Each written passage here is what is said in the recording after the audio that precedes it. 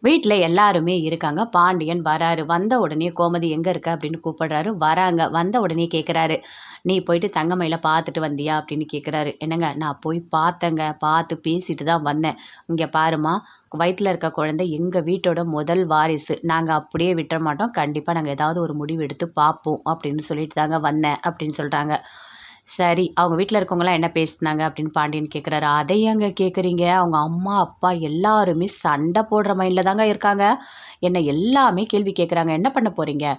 குழந்தை பொறந்த உடனே குழந்தைய தூக்கிட்டு போயிட போறீங்களா? என் பொண்ணோட வாழ்க்கை அவ்வளோதானா?" அப்படின்னு சொல்லிட்டு பயங்கரமா ஒரு மாரி சண்டை போடுற மாதிரியே வந்தாங்க தெரியுமா? அப்படின்னு கோமதி சொல்றாங்க. "அவங்கலாம் திருந்தவே மாட்டாங்க கோமதி. அவங்கலாம் திருந்தவே மாட்டாங்க. அவங்களோட குணத்தெல்லாம் நம்மளால மாத்தவே முடியாது."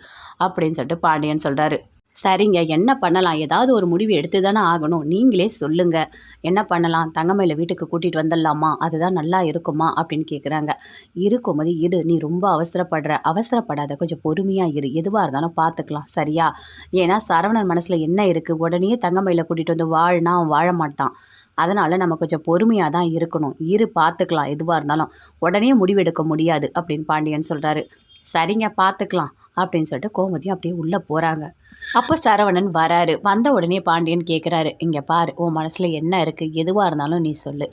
தங்கமயில வீட்டுக்கு கூட்டிட்டு வரலாமா? ஏன்னா வயித்துல குழந்தை இருக்கு. நாம தான் நல்லபடியா பார்த்துக்கணும். எல்லாத்தையும் மன்னிச்சு தான் ஆகணும். வேற வழியே கிடையாது." அப்படின்னு பாண்டியன் சொல்றாரு. அதை கேட்டோனே சரவணனுக்கு கோவமா வருது.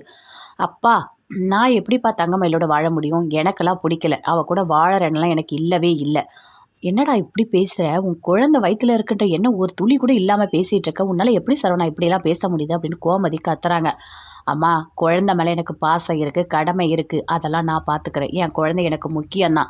அதுக்காக நான் அவ கூடலாம் வாழ மாட்டேன். எனக்கு அவ கூட வாழற எண்ணம்லாம் எனக்கு சுத்தமா கிடையாது." அப்படின்னு சொல்றாரு. "இங்க பாருப்பா, சரி இப்ப நீ என்னதான் முடிவு சொல்ற?" அப்படின்னு பாண்டியன் கேட்குறாரு.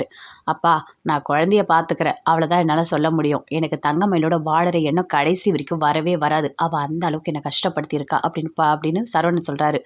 சொல்லிட்டு அப்படியே உள்ள போறாரு. "என்னங்க இவன் இப்படி பேசிட்டு போறான்? என்னங்க பண்றது?" அப்படின்னு சொல்லிட்டு கோமதி கேட்குறாங்க. "கொஞ்சம் பொறுமையா தான் இருக்கணும் கோமதி. எதையுமே இப்போ உடனே பண்ண முடியாது. சரி விடு, நான் கடைக்கு போயிட்டு வரேன்." அப்படின்னு சொல்லிட்டு பாண்டியன் அங்கேருந்து அப்படியே கடைக்கு போறாரு. தங்கமயில் அப்படியே இருக்காங்க. அவங்க அம்மா வராங்க. வந்து பேசுறாங்க. "என்னடி என்ன பேசுன ரூம்ல அப்படி? உன் மாமியார் எல்லாரையும் கூப்பிட்டு என்னடி பேசுன? நான் தான் சொல்றேன்ல, உன் வாழ்க்கை நல்லா இருக்கணும்னு சொல்லிட்டு நான் உங்ககிட்ட பேசினா, எங்க அம்மா பேசுறத கேட்காதீங்க." அப்படின்னு சொல்லிட்டு உள்ள கூட்டிட்டு போய் ரூம்ல பேசுறேன். "நீலாம் திருந்தவே மாட்டியா?" அப்படின்னு பாக்கியா கேட்குறாங்க. "இங்க பாரும்மா, அவங்க என்ன வீட்டுக்கு கூட்டிட்டு போறதுக்காக வரல. குழந்தை வந்து வயித்துல இருக்குன்னு தெரிஞ்சதுனால அவங்க பாசத்துல பார்க்க வந்திருக்காங்க. அவ்வளோதான். நீ எதுக்காக என்ன அங்க போ போன்னு சொல்லிட்டு இருக்க?" அப்படின்னு சொல்லிட்டு தங்கமயில் அப்படியே கத்துறாங்க. "என்னடி, வயித்துல குழந்தை இருக்குல்ல, அத சாக்கா வச்சாவது நீ போலாம்ல. எதுக்காக நீ இப்படி பண்ற?" அப்படின்னு பாக்கியா கேட்குறாங்க. "இங்க பாரும்மா, அந்த வீட்டுக்கு போய் வாழற எண்ணம்லாம் எனக்கு சுத்தமா கிடையாது. புரியுதா? அவங்க குழந்தைய பார்க்க வந்தா பார்த்துட்டு போட்டும். இதுல ஒரு தப்புமே கிடையாது. சும்மா என்ன போ போன்னு சொல்லாத. நானே சம்பாதிச்சு நானே வாழ்ந்துக்கிறேன்னு உன்கிட்ட சொல்லிட்டேன். மறுபடியும் மறுபடியும் என்ன போட்டு டார்ச்சர் பண்ணிட்டு இருக்காத. வரவங்க கிட்டலாம் என் பொண்ண கூட்டிட்டு போ, என் பொண்ண கூட்டிட்டு போன்னு சொன்னேன்னு வச்சுக்கோ, உனக்கு என்ன பண்ணுவேன்னே தெரியாது. என்ன நீ ரொம்ப கோவப்படுத்துற." அப்படின்னு தங்கமயில் பயங்கரமா கத்துறாங்க.